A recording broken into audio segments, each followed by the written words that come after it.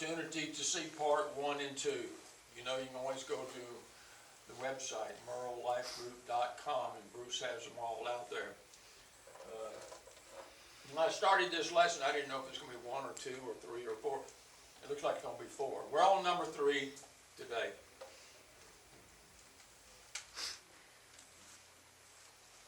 Last week we ended up the lesson looking at 2 maps.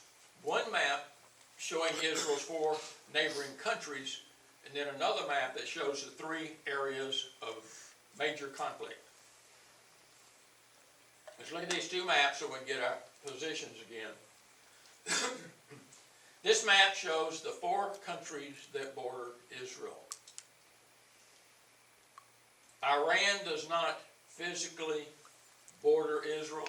However, they do give much military support to Syria and Jordan.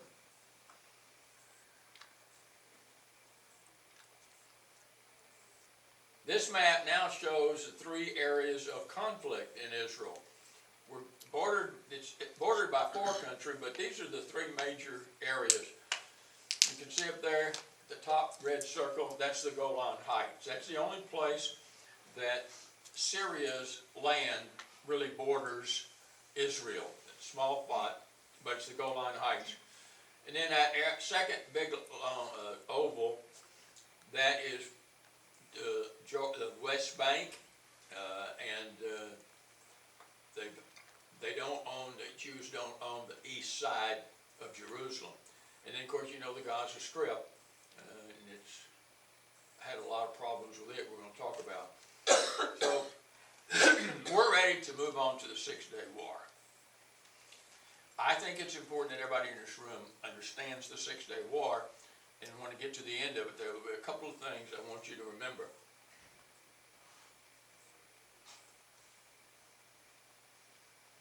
First of all, it was June 1967. The 6-day war started on June 5th, 1967.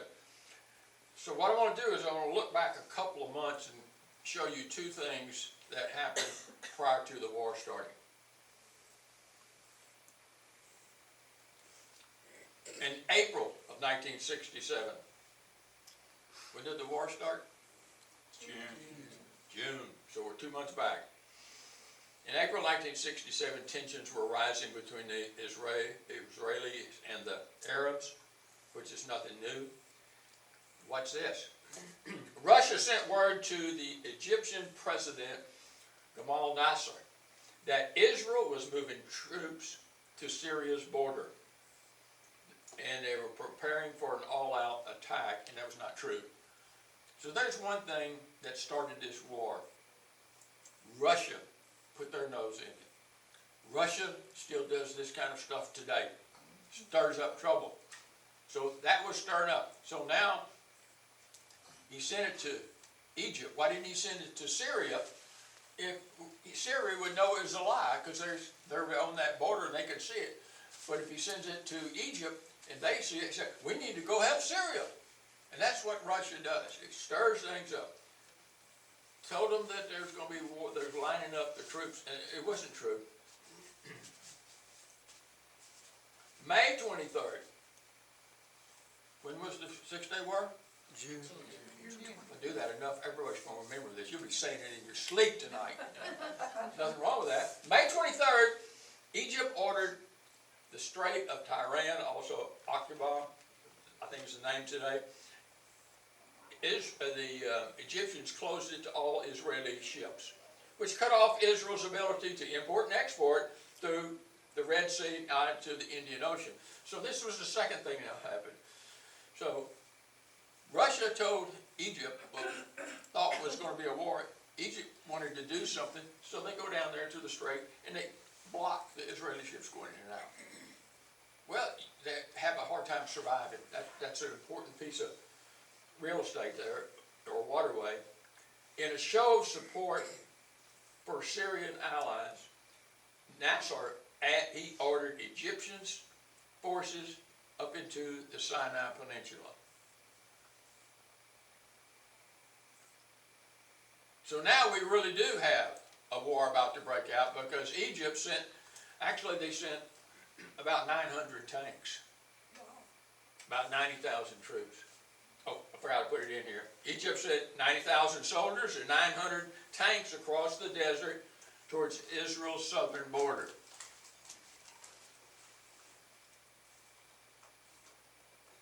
Then in late May, the Fatah, along with Syrian troops, began firing rockets from the Gaza Strip into the Israeli territory.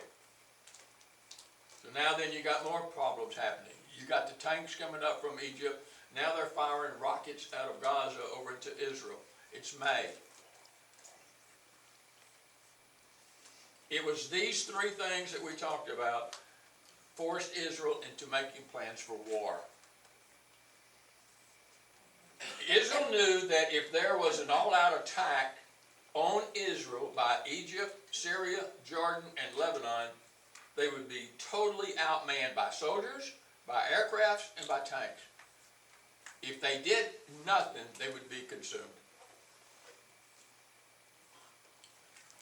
The military leaders in Israel determined that the only way to stop these four countries was to strike first.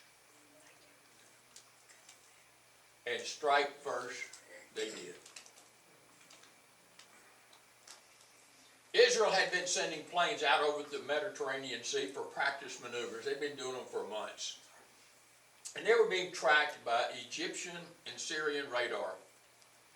But as the Israelite planes got further out over the water and away from them, some of them that faded out of their radar screens. But they saw every afternoon planes coming back in. So this became routine, watching these planes going in and out all the time. That plays a part in this. Israel's plan was to strike first. The Israeli pilots did not know anything about the planned strike until 5 hours to take off.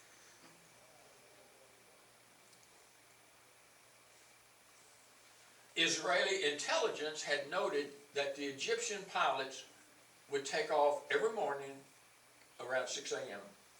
to check on the border between Israel and Egypt, and then probably do some maneuvers and return. Now, they knew they had every morning. These pilots would return around 7 a.m., and then all the Egyptian pilots would gather for breakfast between 7 and 7:30. Is that good information for Israel to know? Oh, yeah. Oh, wow. June 5th, here's our date, 1967, the Israeli Defense Forces initiated Operation Focus as a coordinated aerial attack on Egypt. That morning, some 200 aircraft took off from Israel in 3 staggered waves, 10 minutes apart, and they headed out over the Mediterranean. Now, the Egyptians will see it on the radar. The Syrians see it on the radar, but yeah, that just thought it was maneuvers again. With staggered starts of 10 minutes apart, these 3 waves of fighters, and it must be about 50, 60 fighters in a wave. Remember, they're taking off, and there's a 10-minute gap between them. They flew out west over the Mediterranean Sea. They dropped down low enough for the Egyptian radar not to detect them coming in. I saw reading that it said about wave high. I don't know if that's a term, Willie, you know, in the airports they used to call it a wave high. But it was low enough, they were low across that water. Egyptian radar couldn't pick them up.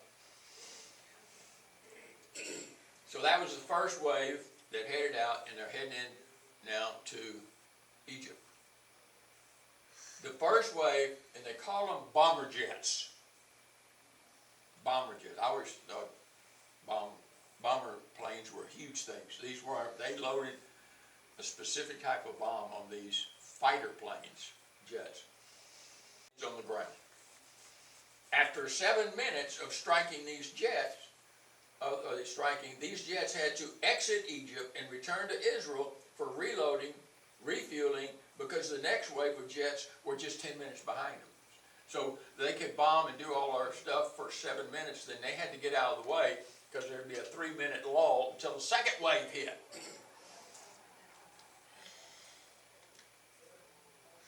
Catching the Egyptians by surprise, they assaulted 18 different airfields and eliminated roughly 90% of the Egyptian Air Force as it sat on the ground.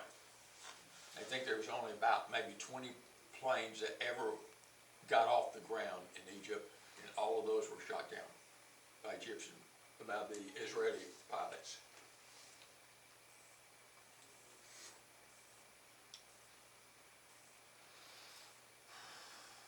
Now, read about the bombs. Normally the bombs, as soon as they hit the ground, were supposed to explode. And they made these bombs in such a way they could hit the ground, and it was a timer, and so it was like 3 or 4 seconds before it blew up. And they said the reason for that was to let it bury deeper into the concrete runways, so when it exploded this way and blew up, rather than hitting here and exploding this way. I mean, they went into real detail. They were so prepared, it's unbelievable in Israel. So those bombs would go and hit and then bury in about 3 seconds, they blow up. That tore up more of the stuff blowing up this way than the other way. Now Nassar, the leader of Egypt, did not want the other Arab countries to know how badly the Egyptians failed in the airstrike by Israel. So look what he does. Nassar sent word to Jordan and Syria that the Egyptians won the surprise attack by Israel. Oh. When the Israeli planes left Egypt and headed for Jordan and Syria, they were picked up on Jordan's radar. But those in Jordan thought it was the Egyptian planes coming to help them out. You ever hear something like that before? Some planes coming into Pearl Harbor and they thought they were other planes, didn't they? Similar thing. So I think God put it in Nassar's heart to send that message, because otherwise they could have picked it up on the Jordan and Syria's radar, and they could start defending early. But they just thought, oh, the Egyptians are coming over here. We haven't even started the war yet. The Israeli air attack moved to strike Jordan, Syria, and Iraq, airfields and planes that were still on the ground. Again, Israel targeted airstrips first, and then the planes on the ground. I believe this is the first time we have a mention of Iraq in our study. Their country doesn't border against Israel, but they would sure be giving fighter support to Syria and to Jordan. Now, Israel all but secured the victory by establishing air superiority, but fierce ground fighting continued for several days. Well, of those countries, the only one that had any air force left would be a little bit in Lebanon. That's the only one. There wasn't much. Lebanon really tries to stay neutral. They didn't want to, but Syria protects Lebanon. It's a little country. And so if Syria goes to war, Lebanon feels like they have to, even if they don't want to. The ground war in Egypt began on June 5th, right after the airstrikes. Some of history's greatest tank battles were fought between Egyptians and Israeli armor in the scorching hot conditions in the Sinai Desert. In concert with the airstrikes, Israeli tanks and infantry stormed across the border and into the Sinai Peninsula and also the Gaza Strip. Egypt kind of partly controlled the Gaza Strip as well. Israel, how many tanks did Egypt have? 900. 900. Well, Israel didn't have that many. But Israel had something they didn't have. Well, of course, they had God on their side, and Egypt didn't. But they had something else. They had support from the air. Egypt didn't. They didn't have planes left. So the Egyptian forces put up a spirited resistance, but later fell into the disarray after they were ordered to retreat. When they were given the order to retreat, they didn't have any plans for that. And that made it easy kill for the Egyptians. in that battle. Over the next several days, Israeli forces pursued and routed the Egyptians all the way across the Sinai, inflicting severe casualties. I mean, that's a lot of real estate there. Ran them all the way back. They're running home, and here comes Israel tanks behind them, and the Air Force giving support. A second front in the Six-Day War opened on June 5th also, when Jordan, reacting to the false report of an Egyptian victory, they began shelling Israel positions in Jerusalem, in West Jerusalem. Jerusalem split in half. Israel had West Jerusalem, and Jordan had East Jerusalem. Israel responded with a devastating counterattack on the East Jerusalem and the West Bank.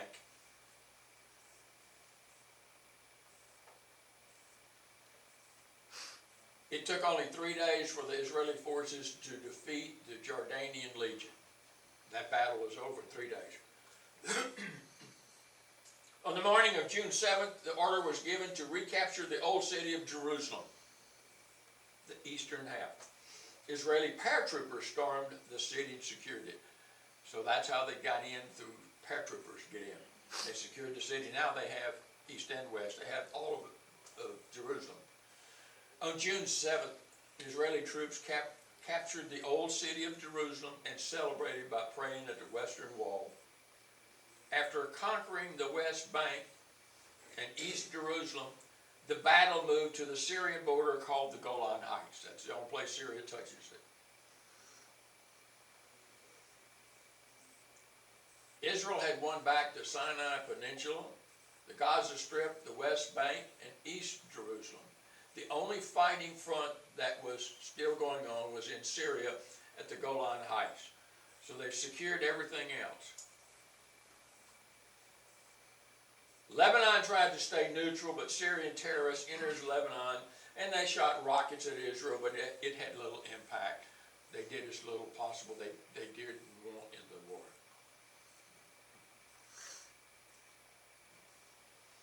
While most of Israel's forces had been fighting the Egyptians and Jordanians, a small heroic group of soldiers were left defending the northern border against the Syrians. It was not until the Jordanians and the Egyptians were subdued that reinforcements could be sent to the Golan Heights for that last battle. Finally, after 2 days of heavy air bombardment, Israel forces succeeded in breaking through the Syrian lines in the Golan Heights. Now, the Golan Heights is critical. I think we talked about it before, but here's Israel, and the Golan Heights is 2,000 feet more. One's at 1,000 feet sea level, the other one's 3,000 feet sea level. If you're up here shooting down, that's like shooting fish in a barrel. You just sit there. So that's a strategic military position. It's on top of the Golan Heights. And it was still until this battle, it was still in the hands of Syria. So Israel had won back the Sinai Peninsula, the Gaza Strip, the West Bank, East Jerusalem, and the Golan Heights. Want all of it back.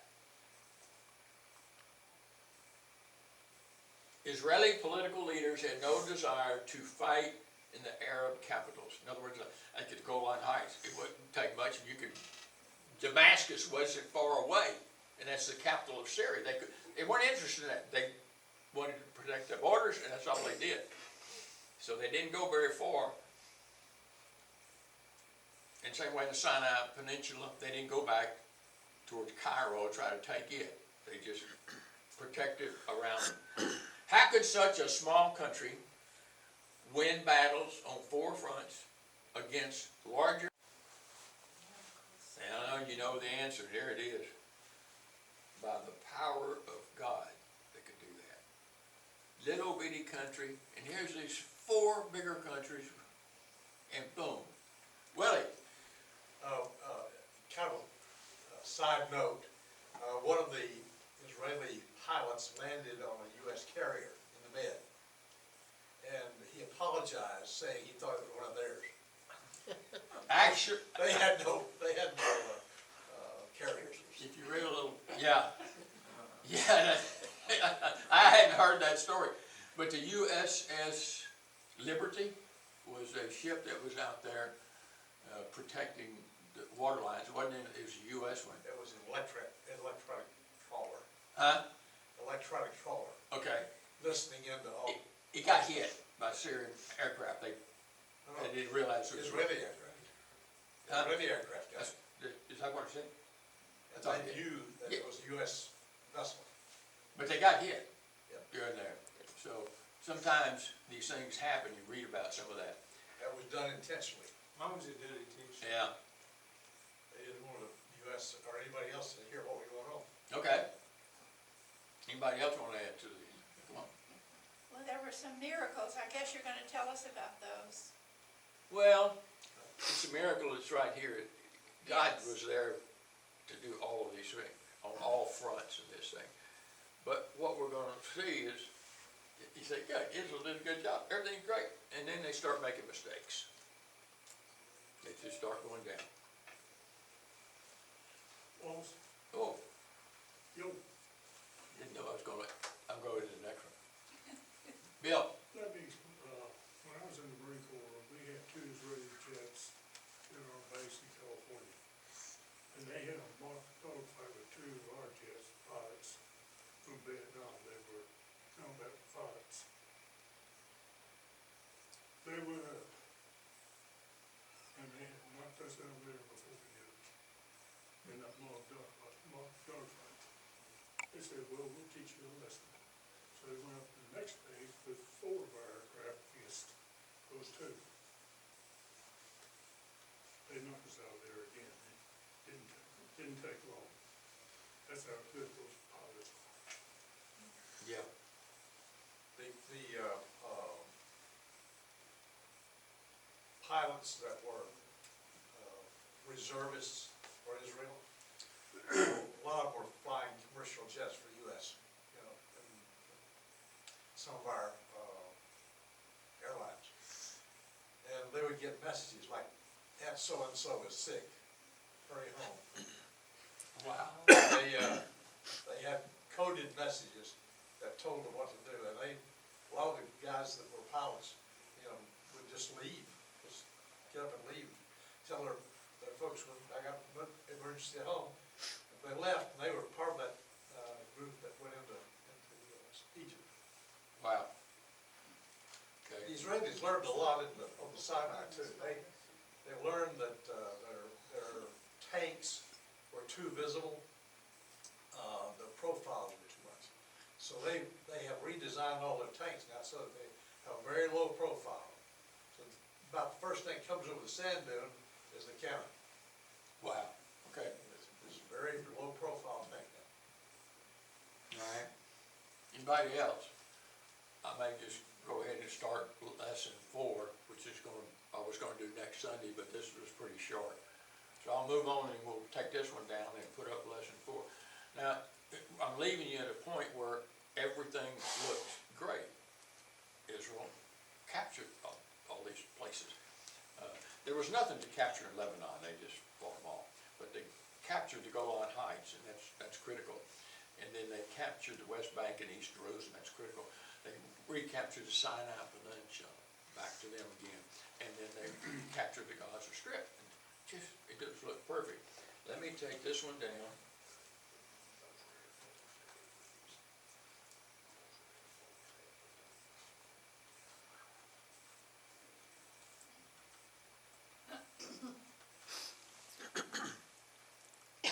Part 4. Joe Beth, was there something in particular that you wanted to mention about some of the miracles there? It's been a long time since I was cognizant about all of this, but I do remember something about the equipment jamming of the enemy. Maybe some of the guys know more about that than I do. But when it just seemed hopeless, God made something happen And now I've got to go home and look at this stuff. Yeah, I have to go and Because find I it, don't- okay. Yeah. We were expecting a good report next Sunday. You will be next week.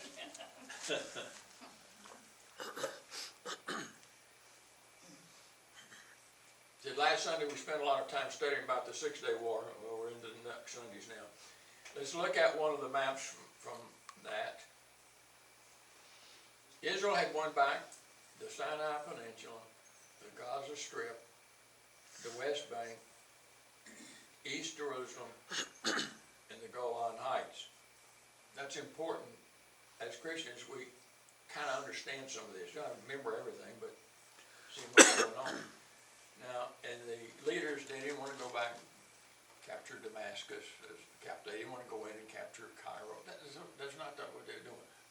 Run them off these borders and stop the enemy from coming in. Now we're going to look at how Israel handled all of this new land that they just accomplished. They won it in the war.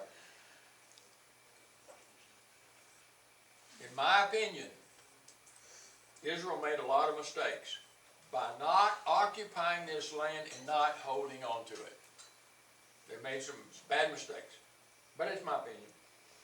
Israel took back the city of Jerusalem during the Six-Day War, but they failed to remove the inhabitants, the Jordanians and the Palestinians that were there. They didn't remove any of them. They didn't do anything, make them get out. And they failed to immediately occupy it with Israelis, families, or troops. You know, when we studied way back when the Babylonians captured the southern kingdom, they made sure that they had a presence there and they took some captives away. When Rome came in 70 AD and destroyed the temple, everything was under Roman rule. They left soldiers there to guard everything. Well, Israel didn't do that in these places. Yeah. Don't you think it's because if they had of, the world community would have been blaming them for what they kicked the Palestinians out of their homes? Yeah, that's a hard question to answer, but some of our biggest problems over there now is in the West Bank. That is the West Bank of the Jordan. That's not on the east side, that's Jordan, but on the west side. So what you read about in the last couple of years in the paper, the Palestinians say, that's our land. We talked about the Palestinians earlier and who they were. They're just Arabic nomads, travelers that settle there. Well, Israel's trying to build places over there to make families, to make homes and everything, and that's causing a problem. So the Israelis trying to move families into there now. But they should have done it way back in 1967, but they didn't. So they didn't occupy it. So now they're gradually trying to, and that's why you got so much turmoil on the West Bank with the Jordanians and the Palestinians. Mostly the Palestinians, because Jordan didn't even care about that land that much anyway, because it was on the other side of the Jordan River. They didn't care. But you're going to read in the paper about the Palestinians trying to build more and more, and there's arguments about whose that land going to be. We'll get to that in a minute. But they didn't do anything. I don't know if that answers the question, but maybe further down it will. Does that make any sense? I say, could this be another mistake by Israel that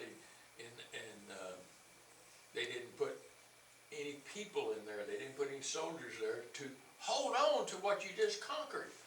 Israel also failed to occupy the West Bank, and that's what we just said. They didn't do anything. Either failed to leave troops in the Gaza Strip and to keep it under Israeli rule. They did nothing. You win the war, you pull out, and they go back to being what they were before.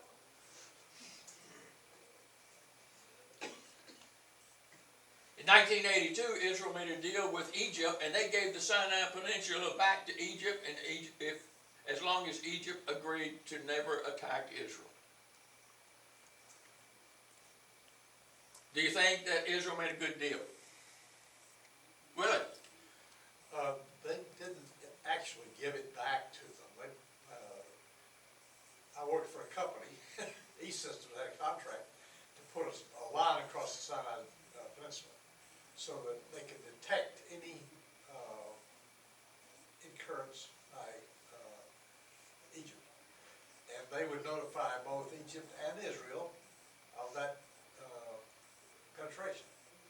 So, Israel had a presence, in a sense, on the Sinai, with this line that. That line east- was east of- governed by the United Nations Peace Corps. Yep. It was kind of like DMZ, But it was unified zone to in there. notify both Egypt and Israel Yeah, of any incurrence. but Israel signed over all of it, but the Peace Corps, UN Peace Corps, yeah, they had a presence there. When, and I had it in the lesson, I took it out, but when these tanks were moving up from Egypt, they made all the Peace Corps, UN Peace Corps members out, and then they had to cross that. So that's what I think you're talking about, they've restored that part in there. But Israel has no presence in Sinai. It's the desert anyway, I don't know what you want it for. The only advantage to having that would be that you can get to the water better. Right now, this is the only place other than the Mediterranean Sea they can get to it. But if Israel would have stayed with this land over here, look at all the presents to the water and the ports they could have. So there's a lot of people who thought that was not a good move. Not a good move, but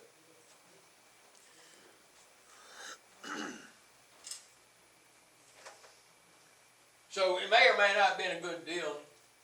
Personally, I think they needed that, have more ports than just that one. Israel did not take control of the western edge of the Golan Heights. They didn't want the Golan Heights, just the western part of it. So here's the situation. Israel feels that the land that they conquered during the 6-day war belongs to Israel. We had all those spots they conquered. Before the 6-day war, Israel did not possess the Golan Heights, the West Bank, the eastern half of the city of Jerusalem, nor the Sinai Peninsula. Today's terminology is, and you will see this terminology in the newspaper today, pre-1967 borders of Israel and the post-1967 borders of Israel. What does that mean? That there are countries arguing that Israel should give all those back that they conquered, and then others are saying, no, no, no, Israel conquered it, it's their land. So that's you see that terminology a lot, basically in politics. So here's the pre-1967 borders. That's the way it was before the war on the left side, and on the right side, it was the way after they conquered everything, prior to them making an agreement a couple of years later with Egypt to give the Sinai back. So you'll hear those terms a lot. Immediately following the 6-day war, all the Arabic nations and other nations, several other nations, demanded that Israel give back the invaded lands and return to the pre-1967 borders. Yet some nations believe that Israel should keep this land and stay with the post-1967 borders.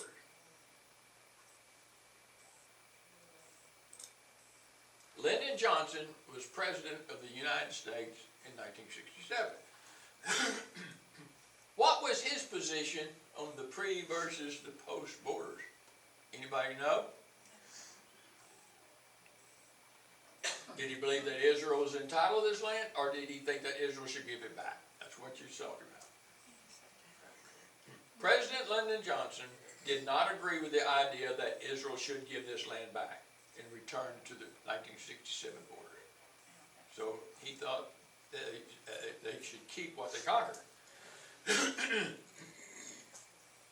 What did other succeeding U.S. presidents think about the pre versus the post 1967 borders? Two other presidents also did not favor the idea of giving the land back. Now they say right where we are. There's two more, Nixon and Reagan. 5 United States presidents believe that Israel should return to those borders and give that back. Jimmy Carter, George H. Bush, Bill Clinton, George W. Bush, and Barack Obama all think they should return to the pre-1967 border. You see this in papers later on, you're gonna remember it now, say, ah, man, we studied that in class, yay. By the way, President Gerald Ford took a neutral position saying, let them work it out. That's not a surprise either. I don't know if that's a cop-out or that's a good deal, I don't know. What do you say, Willie? It's a cop-out. Cop-out, okay. All right, but that was his position, let him take it.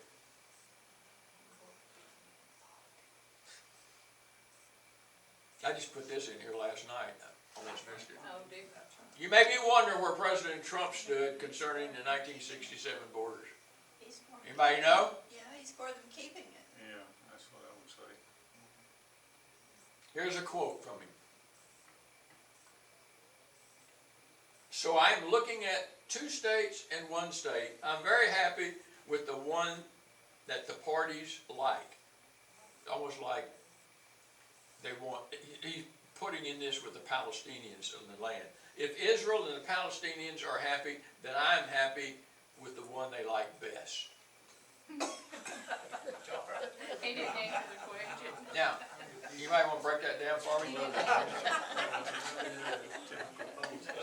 That's not unusual for him to be comparable. But I couldn't find a real commitment where he said they should return to the pre-borders or keep the post. That's the closest I could find most of it. Similar to Gerald Ford, maybe he just didn't want to. But on the other hand, when he acknowledged Jerusalem as being the capital, you could kind of see what he favored. You can't be a capital city when you only have half a city, so he leans towards the post borders, keeping them on there. But here, what that really addresses more than anything is the Palestinians, we talked about this before, they want land, but they want their own land. They should have just given the Sinai Desert. Well, that wouldn't work, it would take. So they want Israel's land. They don't want part of Iran or Iraq or Syria's land. They only want Israel's land. So it's going to stay fighting for a long time. Well, naturally, they want it because Israel has so improved it. Oh, well, yeah. It was horrible when they took it, Yeah. and they've made it They made it the garden. land of milk and honey that Jesus said they would have. Now, I don't have time to get all this, but go look at its neighbors today. Syria, Lebanon. Lebanon has a small amount of attachment, so does Syria, really. Did you see where Damascus is? You see right here, Damascus? So when they took the Golan Heights, they didn't go up there and take that. They were protecting what they wanted protected and not going any further. Jordan and Egypt. And now you see Egypt is green down there in the Sinai Peninsula. Yep. Bashar al-Assad. He's been in there since the 1990s. His father, I think it's Fatah, they call him Assad. His father was in charge during the 67 war. His father was getting old in the early 1990s, and Bashar didn't want to go into politics. He had been going to medical school in London, and his father was training his brother named Basil. He was training him to take over the leadership. But then he was killed, the brother was killed in a car wreck, and word was sent to London to send Assad, Bashar, back home, and he trained underneath his father, and he's the leader today. And he's a good friend of Putin's. They are like that. So that's not good. They had a big uprising here. It's only halfway settled now. 2 years ago, you were reading every day in the paper, they were having a civil war within Syria, you know, the ones that supported him and the ones that did not. He calls it a democracy, but it is not. It's a dictatorship on there. So he's still in there today, and that picture fits his personality, kind of sleazy looking. But he's there today.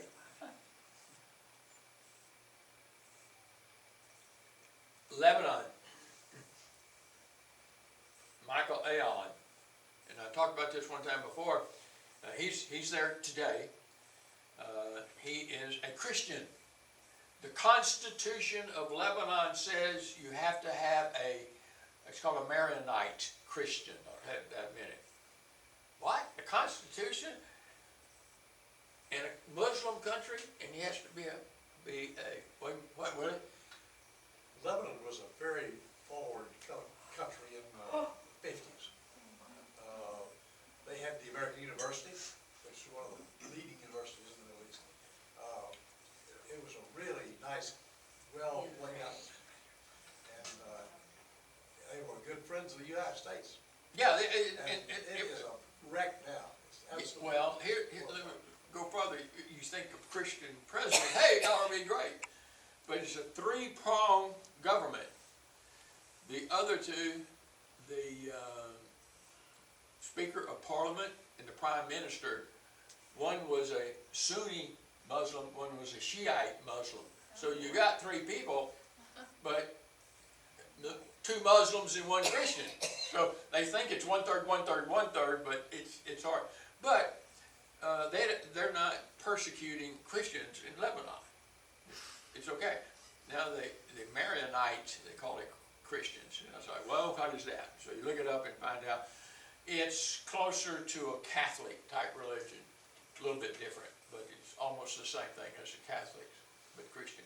So even though that they have Michael Aoun as their president, the Prime Minister, the Speaker of the Parliament are both Muslims. So kind of hard getting around making the right decisions, but there is no terrorism within that country. Like Willie said, it's pretty sound.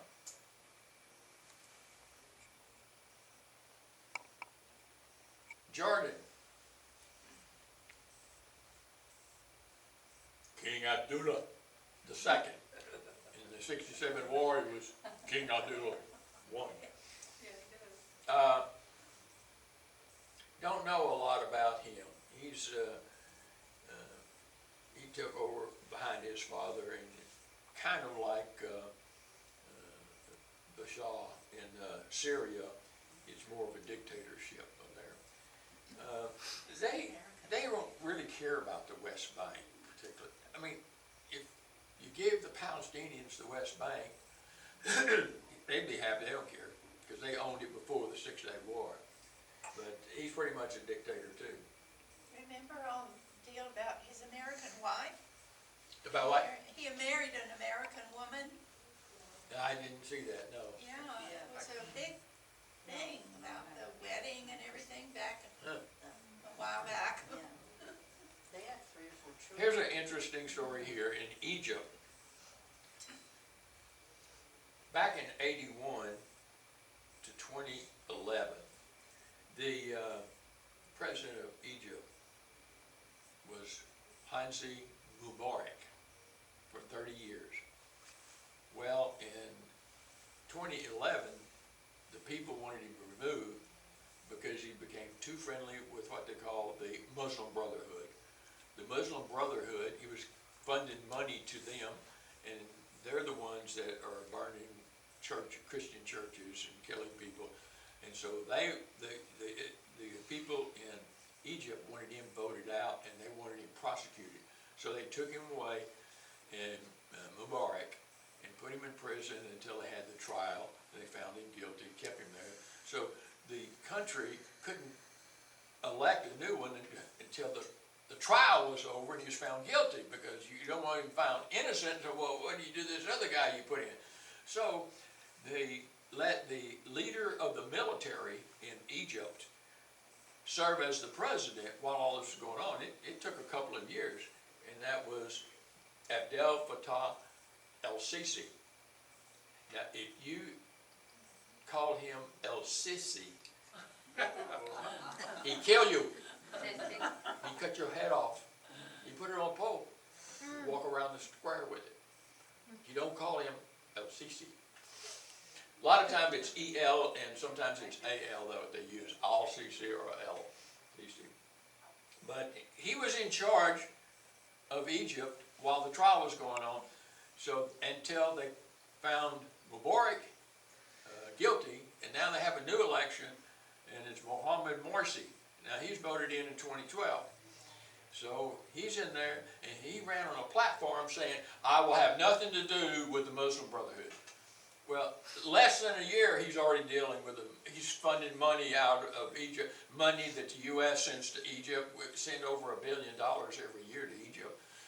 Well, he was passing a lot of that on to the Muslim Brotherhood. And the people saw that, so they don't want him anymore.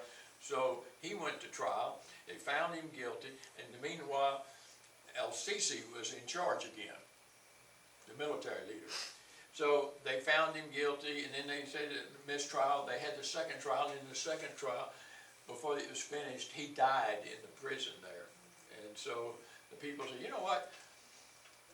Al-Sisi did a pretty good job, so why don't we just make him the president? So they did, and it was a landslide. The only good thing about him, he doesn't have as much dealings with the Muslim Brotherhood. He's not against the churches, the Christian churches. If somebody kills in there, it's okay with him. If they don't kill him, that's okay. He's just kind of neutral right now. But the people like him. The people like him. So that's who's in there today.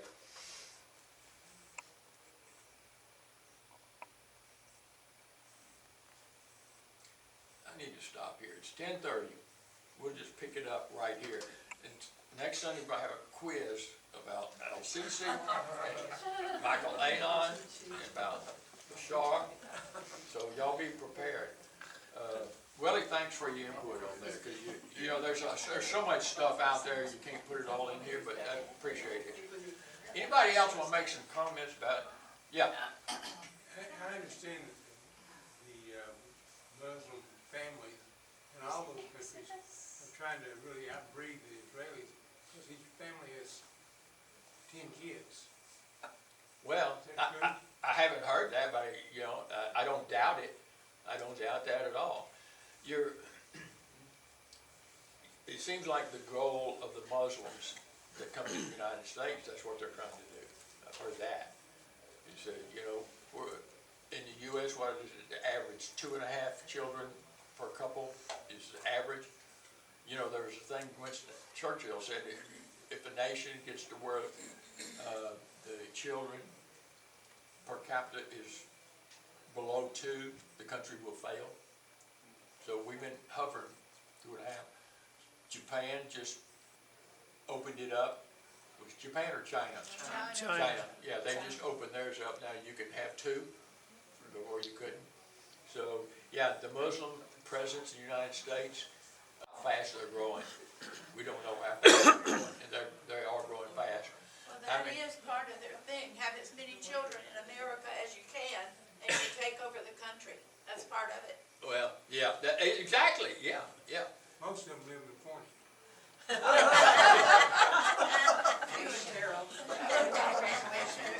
Yes. I'm trying to remember, I think, and you all remember this, didn't there was a novel based on the 6-Day War, and then a movie, and wasn't it Exodus?